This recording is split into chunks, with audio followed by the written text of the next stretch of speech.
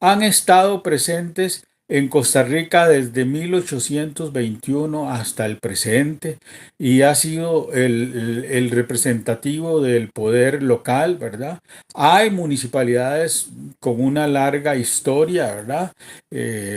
Notablemente aquellas que existían cuando se funda, digamos, en 1848, cuando se crea el régimen republicano en Costa Rica, en la administración de Castro Madrid, y ahí ha venido, digamos, dando, digamos, a veces avanzando, a veces retrocediendo. Ha habido grandes procesos y grandes momentos, digamos, de la vida municipal, ¿verdad?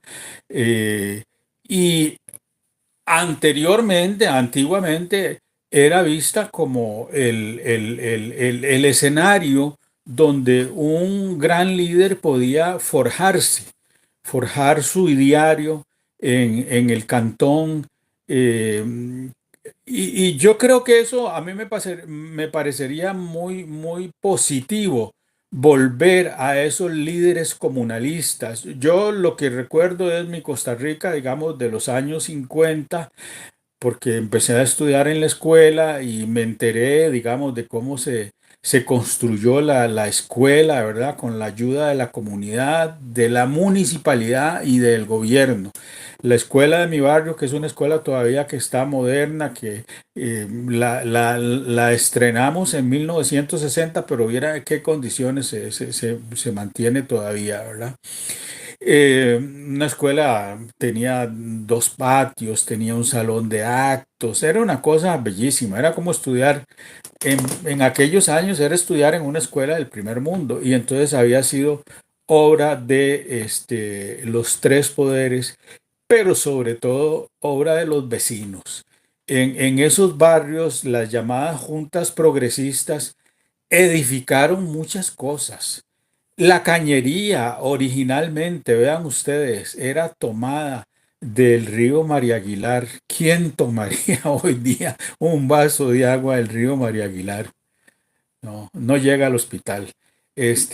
Bueno, pero nuestros fundadores, y no tan tardíamente, el sur de la capital empezó a poblarse allá por los años de 1930. Quizás Alajuelita era un poco más antiguo, Alajuelita es de los lugares más antiguos, pero eran pocas familias, ¿verdad? Cafetaleras y ganaderas, ¿verdad? Bueno, es una municipalidad, en este último tiempo ha pasado a integrarse a todo este núcleo de poblaciones urbanas donde ya a veces los límites se han vuelto invisibles, ¿verdad? Es una nueva etapa, los límites son invisibles. Ya a veces cuesta esa identidad de que yo les estaba hablando, que uno diga yo soy de San José, por ejemplo. En buen sentido, yo sería de San José, pero vamos a ver, podría definir eso muy bien a mis 25 años, que era ser de San José. Hoy día pareciera que hay muchos valores trastocados y ya uno más se considera como un habitante de la ciudad, llamémoslo así, más que bueno, yo sí llevo una identidad muy fuerte, que es mi barrio. Mi barrio sí, porque todavía existe, porque es un barrio que tiene historia, más ligada al deporte y a la cultura que a otras cosas, pero incluso de eso va cambiando, ¿verdad? Pero sí, yo me siento muy honrado de ser un habitante de mi querido barrio Sagrada Familia. Entonces, vamos a elegir autoridades municipales, hay partidos políticos, ¿verdad? Hay un Tribunal Supremo de Elecciones constituido en 1948, justamente para evitar, digamos, los conflictos bélicos, para que los procesos de elección sean transparentes, ¿verdad? Durante muchos años las elecciones se hacían todas juntas, las elecciones Provinciales, porque en la provincia es donde se eligen los diputados, ¿verdad? Los diputados, cada provincia tiene cierto número de diputados. Los 57 diputados provienen de las 7 provincias del país. Todos los diputados tienen una pertenencia provincial. Las municipalidades tienen una proveniencia cantonal y el presidente, digamos, abarca la totalidad del territorio costarricense que integra lo que llamamos el Estado de Costa Rica. Entonces, estas elecciones las veo yo como unas de las elecciones más complicadas de la historia después de 1948, y yo las veo complicadas y hay razones para verlas complicadas, porque yo creo que cuando se trata de procesos electorales, los conejillos de Indias son para laboratorio. No puede y no es una mala idea, por no decir una pésima ocurrencia, querer implementar el voto electrónico en 500 mesas de los centros electorales se aplicará el voto electrónico. Como igual el principio de paridad en 50 hombres y mujeres se establece por primera vez en estas elecciones municipales. Y ahí podría haber una discusión de fondo, porque es una decisión de si las mujeres y los hombres deben dividirse el poder político entre 50 y 50. Yo estoy abierto a la discusión, reconozco el rol de las mujeres porque, digamos, en la vida familiar de cada uno se construye de una manera muy particular. En mi caso, yo soy un buen hijo de mi madre, fui un buen hijo, mi madre ya falleció, en paz descanse, pero siempre me sentía identificado. De hecho, mis apellidos son Carvajal Alvarado, pero yo me siento más Alvarado que Carvajal, porque, y mis padres vivieron juntos toda su vida.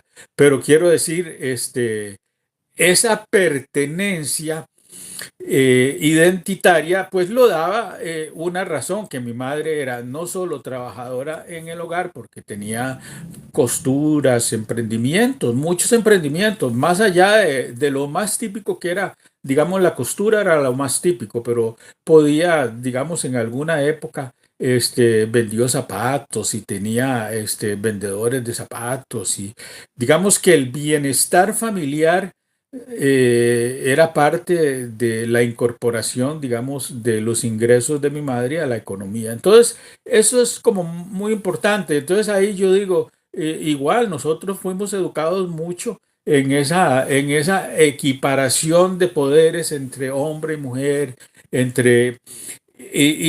pero vea qué interesante, yo me he planteado esta pregunta. Está bien, la Costa Rica de nuestra generación, la Costa Rica después de 1948, ha sido una Costa Rica muy machista, excesivamente centrada en el hombre.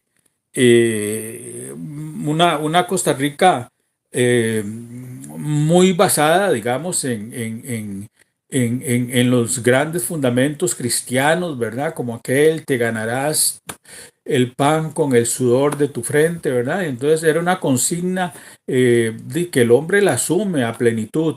Entonces el hombre sale en busca de los alimentos para el hogar, ¿verdad?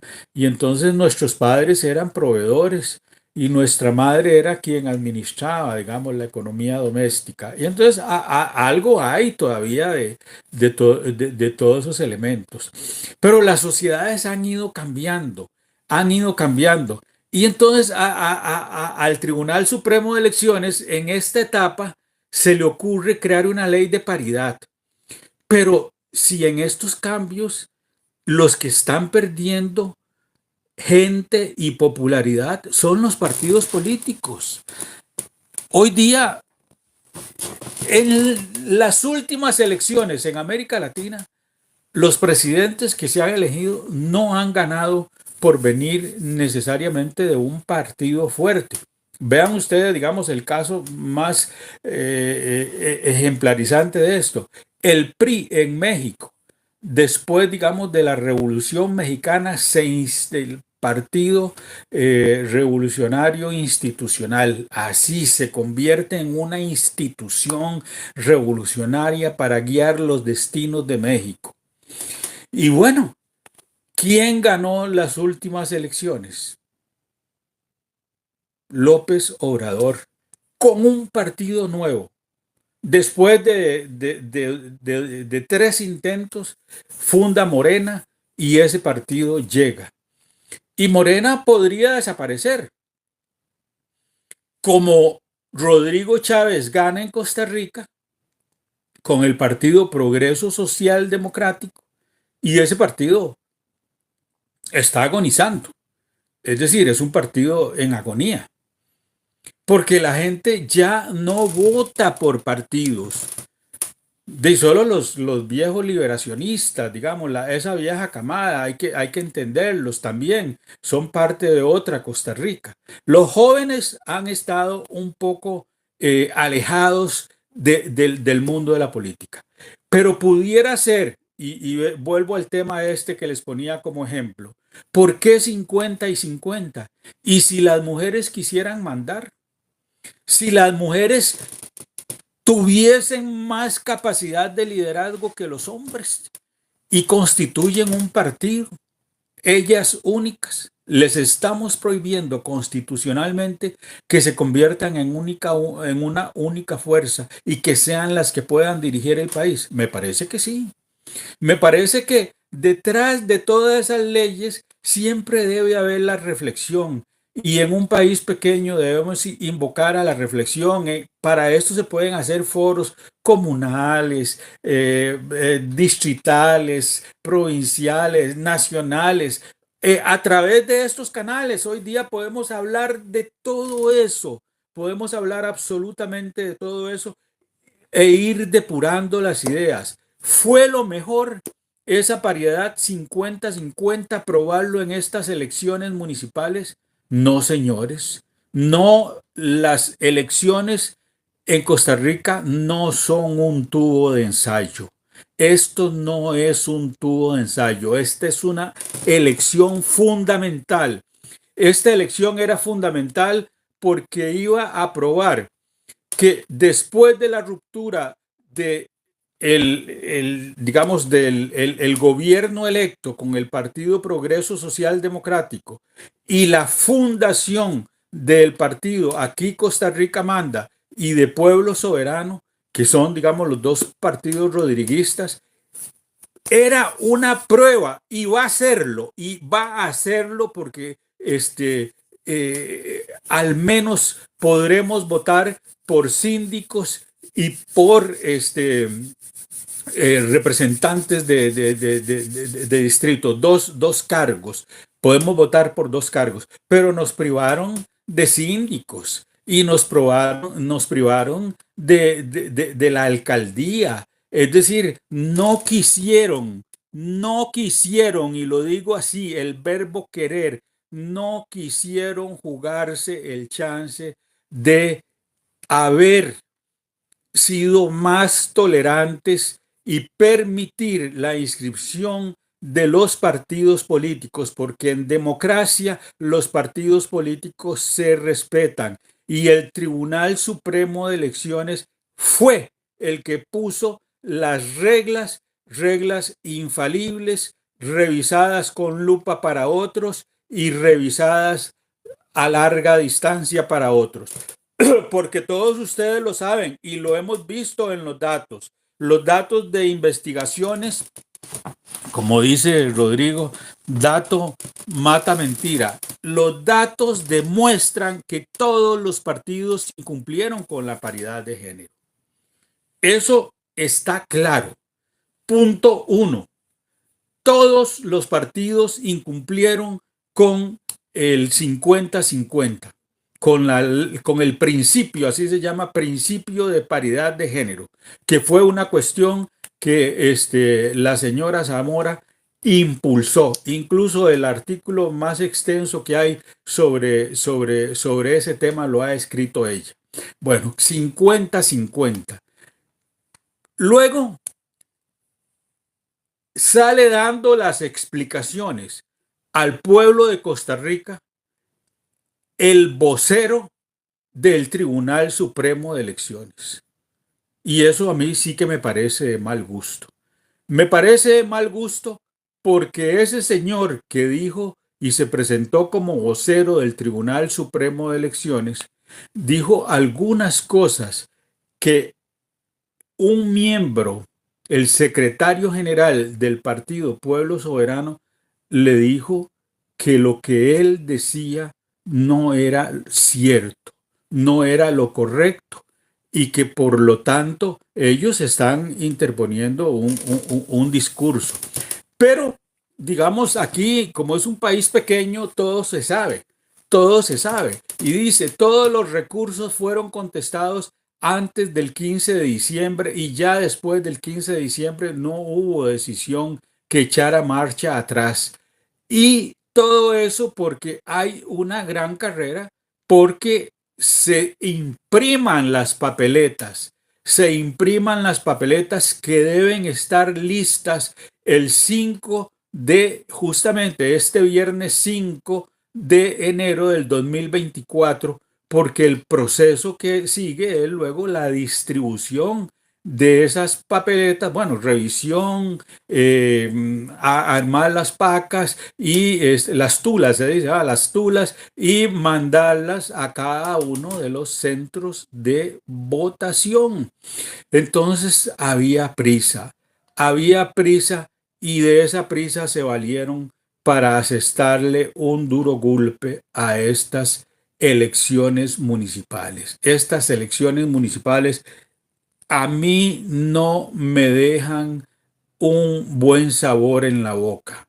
Me dejan un sabor amargo porque creo que no se tomó como debe ser tomado el poder local y que, en primer lugar, la no admisibilidad de los partidos o la admisibilidad parcial, eso me parece grave, que sea parcial, porque en ley, en derecho, o usted cumple y queda fuera, o usted incumple.